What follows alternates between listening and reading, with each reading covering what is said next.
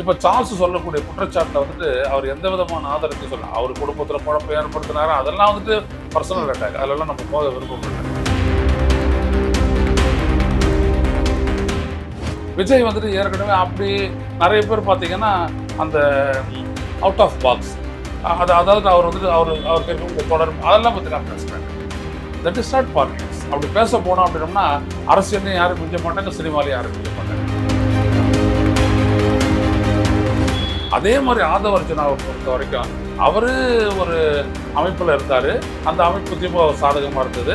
அந்த அமைப்புல இருந்து வெளியா இருந்தாரு. விடுதலை சிறுத்தைகளுக்கு போனாரு. அங்கேருந்து இங்க வந்தாரு. இங்க வந்துட்டு இப்படி இருக்கிறாரு. அவருடைய நோக்கம் அப்படின்றது என்ன ஆகுனா திமுக இருந்து அவர் ஏதோ எதிர்பார்த்திருக்கிறாரு.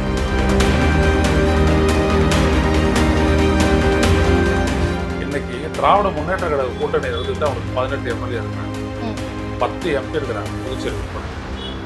இது அந்த கூட்டணியை மாறி விஜய் கிட்ட வந்தாங்கன்னா அது கிடைக்கும். சார், இப்போ கடந்த சில நாட்களாகவே பாத்தீங்கன்னா தாவேகாக்கும் மார்டின் குடும்பத்துக்குமே சண்டைன்ற மாதிரி போயிட்டு இருக்கு.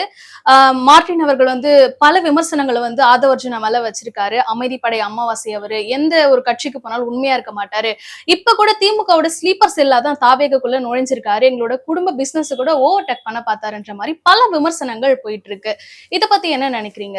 அதுல ஆதவ அர்ஜுனா மீது சார்ல்ஸ் வைக்கிற பலமும் வந்துட்டு பாத்தீங்கன்னா அது வந்துட்டு ஒரு தனிப்பட்ட மனிதர் மீதான தாக்குதலாக தான் நான் பார்க்குறேன். Okay sir. அதை வந்துட்டு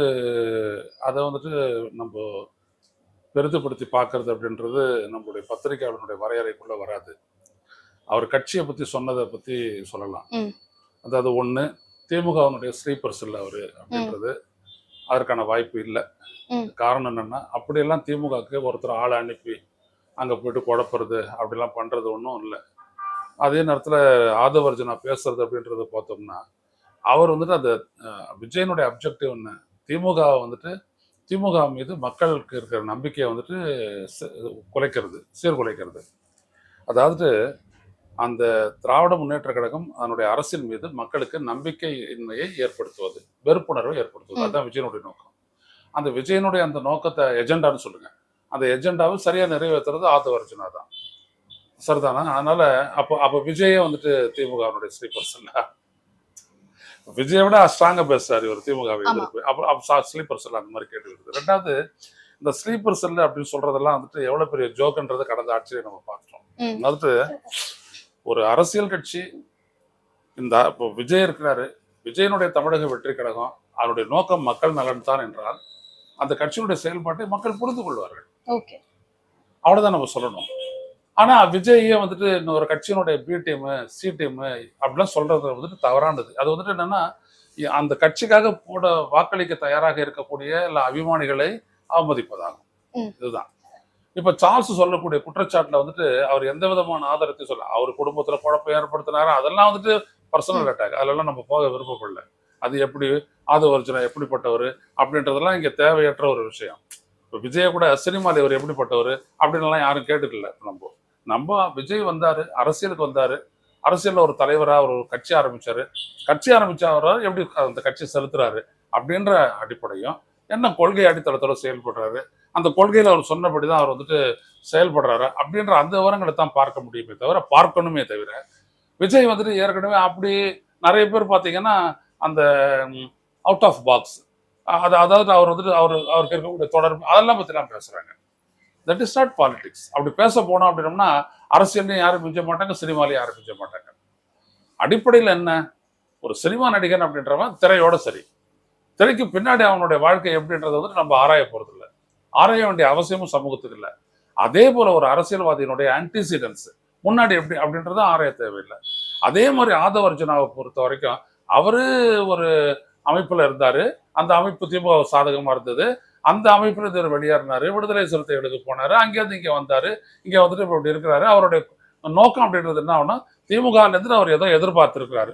அது மட்டும் நல்லா தெரியும். என்ன சொல்றாங்கன்னா திமுகல சில தில்லுமுள்ளு பண்ணிட்டு இருந்தாரு, விசிகால சில தில்லுமுள்ளு பண்ணிட்டு இருந்தாரு, இப்ப தாவேக்களையும் தில்லுமுள்ளு பண்ணதான் போயிருக்காரு. நான் ஒத்துக்கிறல. நான் ஒரு மூத்த பத்திரிகையாளர் மட்டும் இல்ல, நான் ஒரு அரசியல் செயல்பாட்டாளர். திமுக அவர் வந்துட்டு ஒரு பதவியை நாடி இருக்கலாம், அதாவது ஒரு எம்பி சீட்டு இது மாதிரி எம்எல்ஏ சீட்டு அப்படி எதிர்பார்த்திருக்கலாம். அது திமுக வந்துட்டு அவரோட சாதாரணமான விடயம் கிடையாது. ஆனா விடுதலை சிறுத்தைகள்ல அவர் அப்படி எதிர்பார்த்தாரு. அதை நான் உறுதிப்படுத்தியிருக்கேன். ஆனா விடுதலை சிறுத்தைகள் அது நிறைவேறல. ஸோ அவர் என்ன பண்றாரு, திமுக கிடைக்காத திமுகவையும் இன்னொரு இடத்துல கிடைக்காத ஒண்ணுக்கு எதிராக இன்னொன்று நிறுத்த பாக்குறாரு. அவர் இன்னொரு முயற்சி அவர் பண்ணாரு. விடுதலை சிறுத்தைகளே அண்ணா திமுக கொண்டு போகக்கூடிய ஒரு முயற்சியிலே அவர் ஈடுபட்டார். இதெல்லாம் எனக்கு வந்துட்டு பொலிட்டிக்கலா தெரியும், புரியுதுங்களா? ஸோ அப்போ எனக்கும் தெரியும் அப்படின்னா மதிப்பிற்குரிய திருமாவளவன் அவர்களுக்கும் தெரியும். அதனால இதெல்லாம் அப்படிதான். அப்புறம் அவர் வந்துட்டு இங்க வராரு. இங்க வரும்போது கூட அவருக்கு வந்துட்டு இது ஃபோக்கஸ் இருக்குது. நம்ம எழுப்ப வேண்டிய கேள்விட்டான், நீங்க திமுக இருந்த போது திமுக பத்தி தெரியாதா? இப்போ அப்போ வந்துட்டு பயந்து ஓடினாருன்னு ஸ்டாலின் மேல அபாண்டமா பேசுறீங்களே, அப்போ அதெல்லாம் தெரிஞ்சுக்கிட்டதுக்கு அப்புறம் தானே நீங்க வந்துட்டு திமுக போயிட்டு இருந்தீங்க. நீங்க ஒன்றும் 75 திமுக எல்லாம் கிடையாது. நீங்க இருக்கிறது இப்பதான் ஒரு 5-10 வருஷத்துக்குள்ளதான் எல்லாமே நடந்திருக்கணும், அவ்வளவுதான். அதனால அவர் சொல்லக்கூடிய விடயத்தை நேரடியாக தான் ஹேண்டில் பண்ண முடிய, சார்லஸ் இப்படி சொன்னாருன்னு சொல்லிட்டு நம்ம ஒரு ஹேண்டில் பண்ண வேண்டிய அவசியம் நமக்கு கிடையாது. அது வந்துட்டு தப்பாவும் போயிடும். Okay sir. இப்ப வந்து ஆதவர்ஷனா மூலம் வந்து அஜித் கிட்ட ராகுல் காந்தி பேசிட்டு இருக்கிறதா சில தகவல்கள் பரவிட்டு இருக்கு. இதெல்லாம் எப்படிமா உறுதிப்படுவீங்க? தகவல்கள் பரவுது சார். தகவல் தன்மை உங்ககிட்ட கேக்குறேன். இதுவே சரி. நான் எப்படி சொல்றேன், காங்கிரஸுக்கு வந்துட்டு பேசணும் அப்படின்னோம்னா, விஜயோட பேசணும் அப்படின்னோம்னா முதல்ல ஒரு அடிப்படை வேணும். இன்னைக்கு திராவிட முன்னேற்ற கழக கூட்டணி இருந்துட்டு அவனுக்கு 18 எம்எல்ஏ இருக்கிறாங்க, 10 எம்பி இருக்கிறாங்க, புதுச்சேரி உட்பட. இது அந்த கூட்டணி மாறி விஜய் கிட்ட வந்தாங்கன்னா அது கிடைக்குமா? கிடைக்காது. அப்புறம் ஏன் அவங்க பேச போறாங்க? இல்ல சார், டைம்ஸ் ஆஃப் இந்தியாலே கொஞ்சம் மேலோட்டமா போட்டிருந்தாங்க, இந்த மாதிரி கூட்டணி அமைய ஒரு வாய்ப்பு இருக்குன்ற மாதிரி போயிட்டு இருந்தது. அதனாலதான் இது கொஞ்சம் சூடு பிடிக்க ஆரம்பிச்சு. அதனாலதான் நான் வந்துட்டு இப்படி கேள்வி கேட்டேன். இப்போ டைம்ஸ் ஆஃப் இந்தியாவுக்கு கேட்கறதா நான் சொல்றேன். இப்போ ராகுல் காந்தி அப்படின்றவர் அகில இந்திய காங்கிரஸ் கட்சியினுடைய பொதுச் செயலர். அந்த கட்சியினுடைய தமிழ்நாடு டெஸ்டினியை வந்துட்டு அவர் தான் வகுக்கணும், இங்க இருக்கிறவங்க கிடையாது. ரைட்டுங்களா? இந்த இடத்துல அவங்க போட்டியிட்டு இப்போதான் ரீசெண்ட் போன ஆண்டு மக்களவை தேர்தலில் போட்டியிட்டு 9 தொகுதிகளில் ஜெயிச்சிருக்காங்க தமிழ்நாட்டில். ஒரு தொகுதி பாண்டிச்சேரியை பிடிச்சிருக்காங்க, புரியுதுங்களா? அது அப்புறம் அவங்களுடைய தொகுதியினுடைய எண்ணிக்கை 54 இருந்த போது கூட இங்க இருந்து போன 9 தான் ரொம்ப முக்கியமான 8 முக்கியமானதா இருந்துச்சு.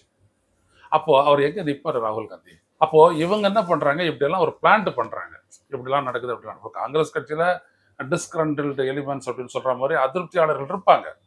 அவங்க வந்துட்டு என்ன பண்ணுவாங்க, தங்களுக்கு கிடைக்காத உடனே அது வரைச்சின மாதிரியே அவங்க என்ன பண்ணுவாங்க, திமுக கூட்டணியில் நீடிக்கணும்னு ஒன்றும் இல்லை, எங்களால் தான் திமுக ஜெயிக்குது, நாங்கள் வந்துட்டு அப்படி மாற போகிறோம், அங்கே போனால் எங்களுக்கு நிறைய சீட்டு கிடைக்கும், அப்படி இப்படிலாம் கூட சொல்லலாம். ஒருவேளை விஜய் கட்சிக்கு போனாங்கன்னா அவங்க வந்துட்டு விஜய் பாதிக்கு பாதி கூட கொடுக்கலாம், அதெல்லாம் ஒன்று சொல்லலாம் அவங்க. ஆனால் ராகுல் காந்தி போனோமே, அடிப்படையில் முடிவெடுக்கிற இடம் தானே. அப்போ இது தெரியாத டைம்ஸ் ஆஃப் இந்தியா ஆட்களுக்கு? ஜேர்னலிஸ்ட் தானே அவங்களும். இந்த எஸ்ஐஆர் இப்ப தமிழ்நாட்டுல தீவிரமா போயிட்டு இருக்கு. எஸ்ஐஆர் படிவமும் சரி கிடையாது, பிஎல்ஓ தில்லுமுள்ளு பண்றாங்கன்ற மாதிரியான போயிட்டு இருக்கு. இதுக்கு நடுவுல தேர்தல் ஆணையமும் இப்படி ஒரு குளறுபடிகள் பண்ணிட்டு இருக்கு. இத கடைசியாக தமிழ்நாட்டு மக்கள் வந்து இதை எப்படி எதிர்கொள்வாங்க? சரி, தமிழ்நாட்டு மக்களினுடைய அரசியல் உரிமை என்பதுதான் வாக்குரிமை என்பதனுடைய அர்த்தம். பிஎல்ஓ அப்படி செய்யறாங்க அப்படின்றதெல்லாம் நான் இப்ப எடுத்துக்கிறல. நிறைய வீடியோ எல்லாம் கூட வந்தது சார். வரட்டும். வந்துட்டு that may be the tip of the iceberg, but I do not know. But basically the institution that was responsible for enrolling the voters, இதுல இந்த தேர்தல் ஆணையம் என்கின்ற அந்த அமைப்பு வாக்காளர்களை வாக்காளர் பட்டியலுக்கு கொண்டு செல்லக்கூடிய அந்த வேலையை அது பொறுப்புணர்வுடன் செயல்படுத்தவில்லை.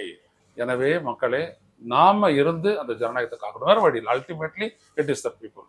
ஜனநாயகத்தை மக்களை வச்சு தானே சுதந்திர போராட்டம் நடந்துச்சு. மகாத்மா காந்தி, ஜவஹர்லால் நேரு, அரவிந்தோ, சிதம்பரம் பிள்ளை மக்களை திரட்டி தானே எல்லாத்தையும் பண்ணாங்க. அது மாதிரி திரட்டி பண்ணுவோம். அதனால நீங்க இப்ப ஃபார்மை ஃபில்அப் பண்ணி எல்லாரும் என்ரோல் ஆயிடுங்க. தமிழ்நாடு ரெஸ்ட் ஆஃப் த இந்தியாவுக்கு ஒரு உதாரணம் ஆகட்டும். ஓகே சார், பல கருத்துக்களை எங்களோட பகிர்ந்ததுக்காக ரொம்ப நன்றி சார்.